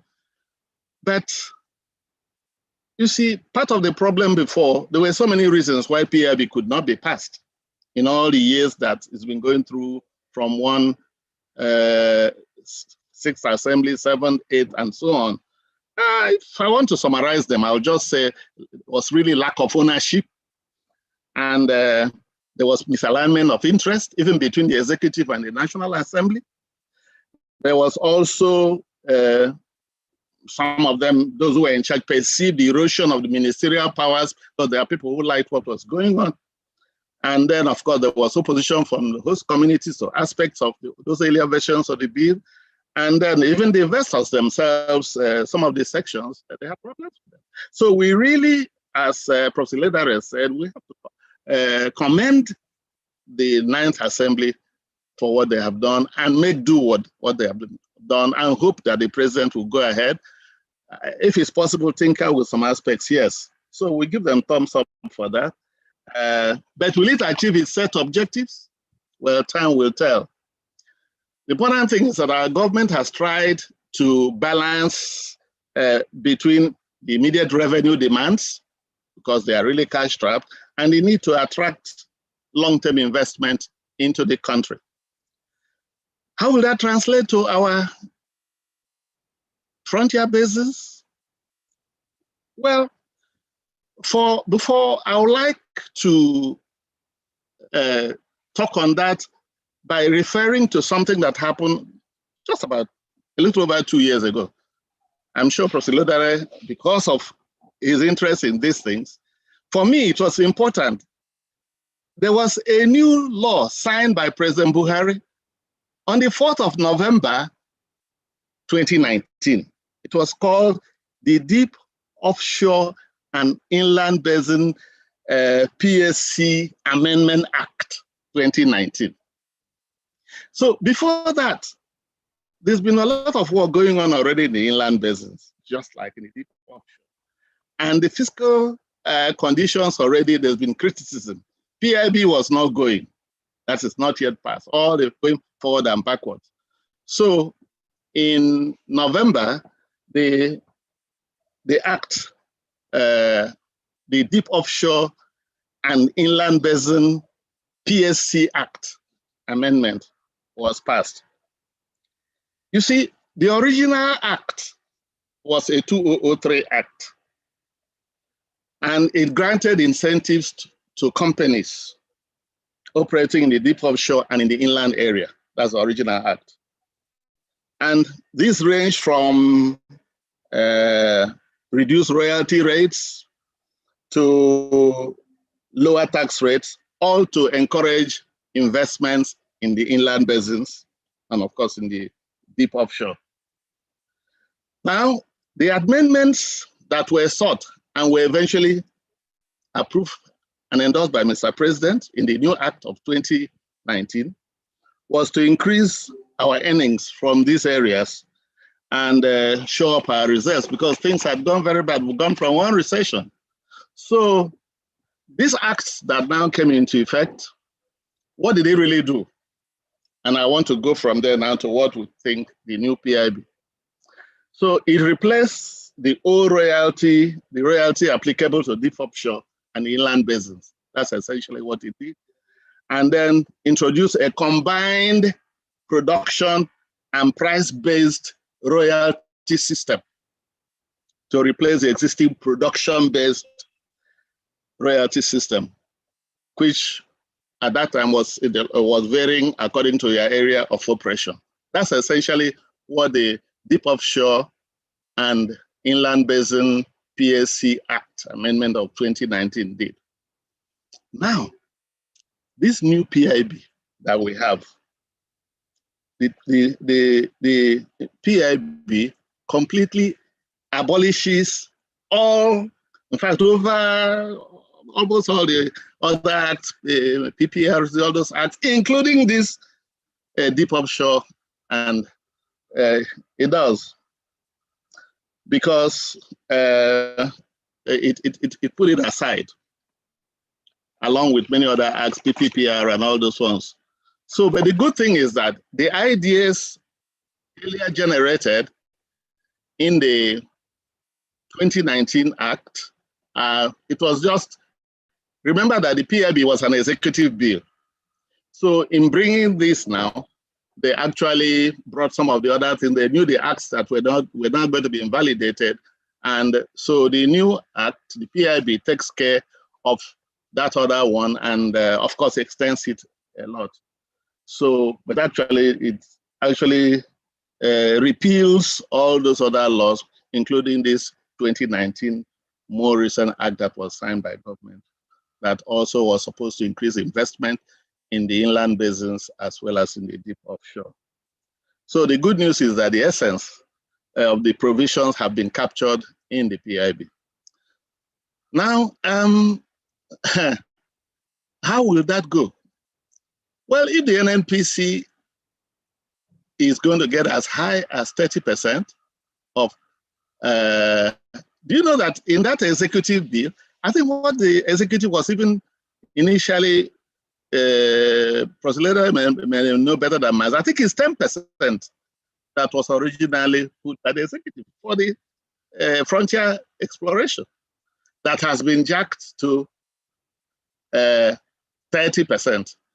And I understand from one of the senators that actually they were even saying 20 so that the rest of the House and Senate members will agree to the host communities having 10%, the one that is now 3% to host communities. So even jacking to 20 from the 10 that was originally proposed in the executive for the frontier exploration was supposed to, hoping that you do this, we rub my back, I rub you, and then we can get from up to 10%, because the original proposal was for 5% for host communities. And that's why there's every reason for the host communities to be very disappointed, because even from that, now they have gotten a lot less, but that's a different matter. So actually, if this works out, because it's profit, NNPC profit that's 30%, it should be a lot of that. But I completely agree with Professor Ledare that while is that, even for that volume of money, is that way to put it? I also agree that the frontier basins, if you remember the maps I showed you, they actually cover different parts of the country. We've done a lot of recent work here. I've been speaking on the Sokoto Basin and the southern part. We have sedimentary sections in excess of 2.5 meters to 2.5 kilometers. So there should be some prospects. Even the Bida Basin here, which are some of the frontier basins. This upper Benue is already found oil there. And of course, Chad too. Anambra Basin has always had, the problem is all that. So there are prospects. But again, like my colleague Fumi was saying, we cannot ignore the energy transition that is already on us. And we cannot ignore the fact that a lot of the transition is going to see a lot of cars now running not on fossil fuels. But I know, and students ask me, petroleum engineering and geoscience students ask me, what are we going to be doing? I say, look, I know we're in business, that is this oil and gas business, not going up even in the next 30, 35 years. No matter how much the other sectors or transition to other sources of energy. And we have, even internally, we have enough. So the point is that exploration, we should see more exploration activities, but we know too that these basins are more gas prone. So the gas infrastructure, unless from some of this we can plunge some of the money into infrastructure, you're not going to pump gas from Upper Benue to very distant places for export, but we should be able to also have a lot of that will be internally used. For example, the new PIB introduces the hydrocarbon tax, which will be chargeable on the profits of upstream companies. And they charge, the rates will now differ depending on the terrain. And also we're encouraging our people, the local use of this. So I believe that we should see more investment, but there has to be also potential for the uptake of the gas or oil. Because even in the Niger Delta, nearer to the export zones, there's still plenty of fields. The marginal fields are going to come on. Some of the fields that were downgraded just because they were not the millions of barrels that the IOCs were interested in, and they will all still be producing. So we hope that the 30%, that's first with assent of the president to the PIB, and with the new structure coming in place, remember it's not going to be automatic. There's going to be it's going to take a little while for the new NNPC to emerge, the NNPC Limited, now under the Companies and Allied Matters Act, obeying that. And then they themselves now will begin to generate the profit, and that goes for the frontier business. First of all, for us as professionals, that should be good, because smaller companies should get, we know some of the sections of the basins, Ankpa Basin, they're even the lower Benue, upper Benue, there are sections, even the Yola arm of the trough, this side here, there are reasons to look into some of them. So I think that, okay, I was talking about the hydrocarbon tax, the rates. I think Wumi showed that. So the important thing is that royalties are payable, and we think that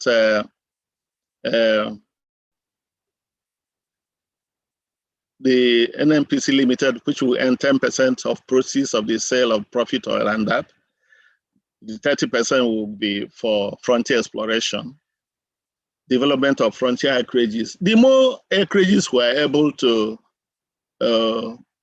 work on, explore, and produce from, we increase our reserves. We ourselves are professionals who will be busy. And whether the struggle for these basins will be like down in the more prospective areas, because here again, evacuating what you find, and we may have to put other incentives for people to go to these basins. Otherwise, the NNPC has a frontier section where they will have more money to explore. After that, what else?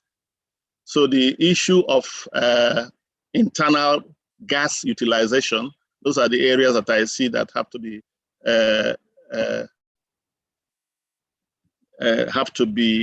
actually worked on, so that we can have this investment. I think I have to stop, because I was supposed to speak only about 15 minutes, and it would be good to have reactions from people, so that myself and the earlier speakers may be able to react again. I think that the prospects are good for exploration, better now than ever for our frontier basins to become zones of intense oil and gas activities. And that should be good for us as professionals, and of course good for the nation, for the reserves that hopefully will be uncovered and exploited. Thank you very much. Yeah, thank you very much, Prof, for that very eye-opening, insightful presentation. Your presentation, you actually frontier basins. You know, a lot of people had erroneous ideas about the frontier basins, and I think you've been able to convince many of us on that. And then you iterated that one of the issues with the basins are then, lack of infrastructure, the host community issues, and then poor award performance, because a lot of people don't want to go there. And those are among the things, lack of ownership and also opposition of host communities among the things that cause the late field. And very importantly, the issue of 30% profits that actually will be going to the frontier basins. Most of them are actually gas prone, and we can also transition, like you said, that your students were asking you that what would they do, because looking at renewable energy, and then of course people are to minimize the use of fossil fuels. Well, thank you very much, sir, for that and very presentation. Up next, we'd have to take the questions. So please, if you have questions, kindly write that box so that we'll take the questions as they come. So let's look at, we have the first question we have, let me see. me see. Yeah, I think we have a question from me. I think this question is for Professor Iledare, and it says, Prof, I agree with you on using other items of payment of host community fund. The reality is that any royalty payment and tax affects the modified unit technical cost, which we developed. The MUTC is dynamic. This tends to increase the cost of production. What other ways can we source for funds for the host community fund without making it? Professor Ledare, that question is for you, sir. Well, thank you very much for the question. I think what we have now, if you do anything to this bill beyond what could be negotiated and not having to take it back to the floor of the House, that would just make it more complicated. I think what we need to do is probably to just, and that's why I wanted to say that no law should be perpetual.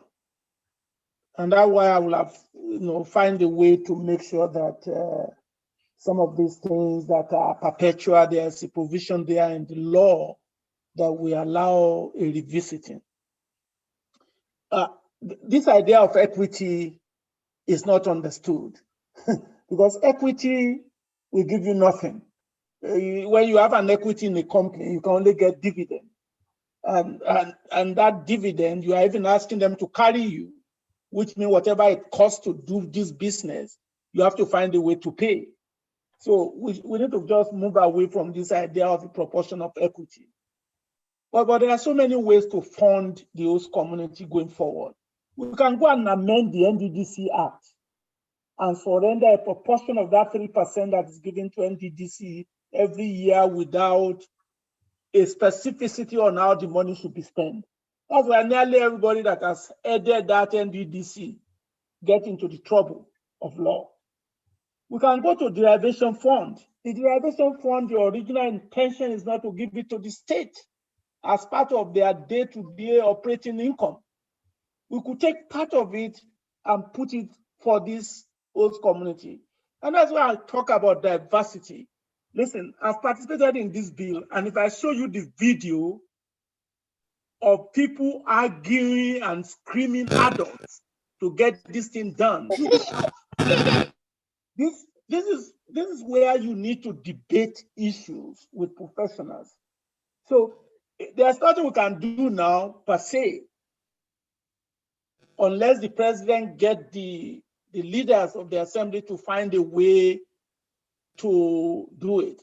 The 3% annual operating cost is still better than 10% equity if people really take time to study it very well. And I just don't like a situation in which what is good for the goose is not good for the candy. If there's doctrine of necessity to get something that is unconstitutional into the bill, you can use the same thing to get the funding of host community beyond tying it to expenditure. That's too burdensome. First, it is tax deductible. Second, it is burden on the spender to start with. And you are even indirectly making them not to do what I call GMOU anymore, because that's about what they spend on average. About 2.5% of the operating expenses is what is spent on average for most of the people that have GMOU. I had this from an authentic source. For now, everything lies with the president and his men, plus a woman, I don't know, that need to really go and do something about some of these thorny issues. Otherwise, the objective will not be accomplished. I can bet on it. The bill is good, but you have some things there that I think the president should just expunge. If I may react to Prof's comment where I disagree with me without necessarily making it debatable. In economic analysis, that's what we call profitability index. What proportion of the dollar invested is added to my investment, it must always be greater than 1. Where's the economic analysis that if I take 30% of profit oil over how many years, it's not going to be like that, what do you call it, subsidy of 10 trillion over the last 3 years. What did you get from 10 trillion naira of subsidy? The schools are bad in Nigeria. That's why I left. The health system is bad. The road infrastructure is bad. Security is next to nothing. And you want to take 30% of profit oil and profit gas to gamble? Listen, there's what we call commerciality and threshold of investment. What is the likelihood that a discovery in any of these basins will meet the threshold to add value? We have not even had the quantity of discovery in the Chad Basin. It's not reported anywhere, the quantity, the commerciality of that discovery. I just think that there must be priority, not to even debate the constitutionality of it. In fact, there was a Supreme Court judgment that says NNPC cannot take 4% for special projects under Obasanjo. It was expunged. So there are so many things we have to debate. If NNPC is the concessionaire, you cannot tell a liability company how to spend its profit oil. Has the asset been fully transferred to NNPC so that the profit oil belongs to them? And if it does, why should you legislate how it should be spent? Second, the government is risk averse. A risk averse investor will not take 30% of its profit oil to go and gamble. It's like chasing the wind. Let risk seekers, who are the investors, and you have many of them, bring their money. All the government needs to do is what Fumi said: efficient, effective, ethical, and equitable governance. And public policy perception will be high, and FDI will flow. A risk-averse investor will not go into exploration. The only risk seekers do that. And that's just my point. Let me interject. Contribute to the prosperity? How does it contribute to the prosperity of the Nigerian people? How does it contribute? Before he answers, the new NNPC is supposed to be a limited liability company where people, Nigerian people, will buy shares and invest. And then the profit that comes, you tell them that 30% goes. You see what I mean? There's going to be some conflict. It's not Thank you. Please, Thank you so much. It is not NNPC profit. It is profit oil. It is profit oil. Okay. Oil is not the same thing as chargeable. Okay. Yes. Okay. Okay. All right. Quickly, production sharing contract. And I don't know if NNPC is the one that is going on production sharing contract, and they are the owner of the profit oil. Why should the government tell them how to spend the money if it's a liability? That's what we're saying. Yeah. That's what we're saying. By the way, these are just my opinion. No, I don't represent anybody. I'm liable for what I say. No, yes. Okay, Prof. Thank you so much. I think the same way too. Yes. We need to run faster. Time is fast spent, and we have another. I don't think, Dr. Yetuna, I don't think we'll be able to take all the questions because really it's a very interesting topic and a very interesting program. If you go this way, next 3 hours is going to be interesting for people to actually stand in here. Yeah. So maybe I'll suggest people can actually write their questions and maybe you can send a private email to all the resource persons here so that we can actually try to wrap up. And so some people can actually leave where they are. I'm sorry, the time is money. not answering anything for free. Babu, no. I just did this as volunteer. If anybody send me email, my time is. Yeah, Prof, don't worry, I'll liaise with you. No, it's not today, me and you said liaising. We have been doing that over the years. So, because it's really a very interesting topic. The two heavyweights, while we have Professor Noah and Professor Iledare, are not people that can not let them land with their questions or their answers, rather, when people ask questions. That's actually my point. However, it would take a... So, Dr. Etunde? Yes, sir. Okay, so I've been overruled.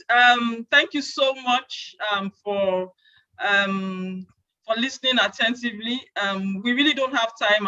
We're supposed to finish 6 p.m., but we've spent like 18 minutes extra. So at this junction, thank everybody. We thank the keynote speaker and the presenters for their very insightful presentation. Thank you so much. At this junction, I would like to hand over to the host, Akpan. Akpan, please take over. Thank you. Thank you very, very much. Thank you to all of our amazing speakers. Going forward, I believe everybody who joined, all distinguished participants, enjoyed the lecture. However, this is a clarion call that if you're not a member of the Society of Petroleum Engineers, we are inviting you to please join. SPE is the largest individual member organization which serves managers, engineers, scientists, and other professionals in the upstream, midstream, and downstream sector of the oil and gas industry. Of course, we collect, disseminate, and exchange knowledge concerning the exploration for the public benefit. We also provide opportunities for professionals to enhance the technical and professional competence. So you're advised to please join the Society of Petroleum Engineers Abuja section. Our dues rates from $25 to $130 per year based on country residence. Should you want to join, kindly send an email to Society of Petroleum Engineers SP Abuja section info@gmail.com, or send an email to our membership chair in the person of Dr. Ikechukwu Okafor at ike.okafor15@gmail.com. Below, as you can see on the screen, are all of our social media handles. Kindly endeavor to follow us on Twitter, on Instagram, on LinkedIn, on Facebook, and of course, we're on YouTube. This session and all of our past sessions are live on our YouTube page, SP Abuja section. You're please advised to subscribe to our YouTube channel because you will gain so much knowledge. At this juncture, Your Excellencies, distinguished participants, I'd love to call our section chairman in the person of Mr. Aristotle John Emezi for his closing remarks. Sir, the virtual stage is yours. Yeah, thank you very much, Akpan. Meanwhile, please, let's not mind Akpan. He mentioned Twitter. My hand is not there. They say no more Twitter in Nigeria, so we'll take that out with style, out of our handles, social media handles. This has been a very, very, very exciting, very rich program today. Honestly, I can't have more. The people here are people I actually respect so much. Professor Iledare has actually even mentored me right from my petroleum economics days up to a couple of other programs that we've run together. The one he, tutored us and managed us, groomed us, to where we are today in the industry. It's a very nice one coming from two heavyweights, Professor Iledare and Professor Noah. Professor Noah, when he was speaking, he got my mind thinking back to my UNN days. When, now Professor Okeke, used to be Dr. P.N. Okeke then, was my academic advisor in Department of Physics and Astronomy of UNN between 1986 and 1990, when I did my first degree in UNN. When I listened to Professor Noah, he brought back a lot of memories back then, the way my professors used to talk in school and all those things. So we appreciate him so much. When I come to my sister, Fumi Ubwe, and I'll see what she said, coming behind PWI, that's Professor Iledare, it's just like following a heavyweight behind. We in the aviation sector, sometimes we say that from what she said, it's like when you see a Boeing 747, you in a Cessna, trailing behind a Boeing 747, a very powerful jet engine. If you're not careful, it will blow you away. But we will thank Fumi a lot. She actually did, justice to our subject, and that comes to tell us about women, in all this now. They're actually they're the trailblazers, these days, and we appreciate you, Fumi. We appreciate you a lot. There might be a couple of other activities who might be inviting you. Thank goodness for people like Dr. Itunde, who was part of this academia mix here now. Although she's your own sister, but she was boxing you because if you can't prof them, then she follows them because all of them are in the academia. And it's only you that's not in the core academia that was in the whole team. It's a very beautiful one. And unfortunately, I couldn't come here at the start of the program because I was in another meeting in the office and I was trying to run away from the office to be able to come home because of the work-life balance they do at work. At 7:00 p.m., they shut down the whole system. So all my expectations were actually met, because when I now think about the expectation, I wanted to actually share with the entire team participation here today. I wanted to even find out what's at stake, what's exactly at stake with the new PIB, after 20 years of work, and it's now going through, and then what would change in the sector. All those questions were answered to me. And then will corruption and graft actually disappear from the system? Because there's a lot of graft, even as we have anti-graft laws and all that. But I find out they were there. And with all the talk around it from Professor Ledere, we talk more on the governance of the fiscal and the governance of the PIB, was able to answer most of those questions, and even Professor Onomar as well. Now mix it into what the inland basin actually said, void of the amendment bill that the president passed about November 2019. How does this come into play? All those questions were answered, very, very well. And like the one Fumi said again about, what I gather from that is, crude oil is actually the chief foreign exchange earner for Nigeria. And then how does it play out in the new PIB right now? She was able to throw a lot of light on that as well, which makes it very, very beautiful for all of us to learn. Like I said, this is a very interesting topic. It's not what we, if we stand here this night, I'm sure by 9 p.m., we'll actually still have energy rolling in it. Trust me, if Professor Ledere actually teaches you, if you've attended any of his courses or he has taken you through school, you find out that you learn without reading, because he breaks it down like where a 7-year-old will understand what he's talking about. So certainly that's a very great gift. Thank you very much, Prof. But Prof, again, please do not check out like Andrew did. I say you checked out on Nigeria because Nigeria wasn't providing the kind of platform you wanted. No, Andrew, 1986 or is it 87, actually checked out on Nigeria. We would like you to just stay back here with us. There are lots of young professionals coming up that we need to mentor, and with you physically on ground, it'll actually play out very, very well for us. Thank you very, very, very, very much for everything. And I think the participation today was actually grand. I think the number actually swelled up to 100 at a point, and it made me very, very happy. It means people are very interested in this topic, in this PIB. People actually want to know.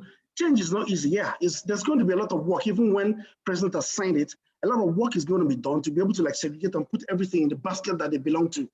A lot of work is going to be done going forward. It will fall on our generation to do all this work and see it to the end. Thank you very much for shedding light on all these things. I've learned enormously a lot tonight. I really have. And I appreciate the three of you, sir and Ma. We appreciate you very, very much. And I'm sure every other person in the Abuja section appreciates as well. Thank you very much for attending. And thank you very much. Akpan, over to you. Thank you. Thank you. For those who just joined, that was our amiable section chairman of SP Abuja 199 section.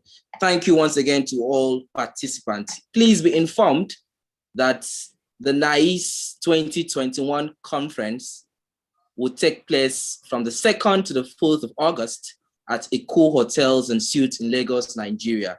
So please advise to plan to attend. Of course, the highlights of NICE 2021 involves the technical issues workshop, the panel sessions, the women leadership program, the young professionals workshop, and of course, the SP section officers workshop. Of course, Professor Wumi Ledere will be the keynote speaker there again. Thank you once again for joining. Now, to end this session, we'll please request that please everybody kindly turn on their camera so that we could have a screenshot of this event for social media. Thank you. Can you turn on your camera? Thank you. for a quick screenshot. We can see all the beautiful faces. Thank you. We can all mimic our section chair by giving a thumbs up, please. Section chair, please. You can see what he's doing. Please kindly turn on your camera. We still await everybody to turn on their camera. Kindly turn on your camera. Thank you. Still waiting for you. Thank you. A thumbs up. Okay, thank you. Okay, Your Excellencies, distinguished participants, we come to the end of this session. Thank you, and thank you, and thank you. See you in NICE 2021 live at Eco Hotels. Thank you.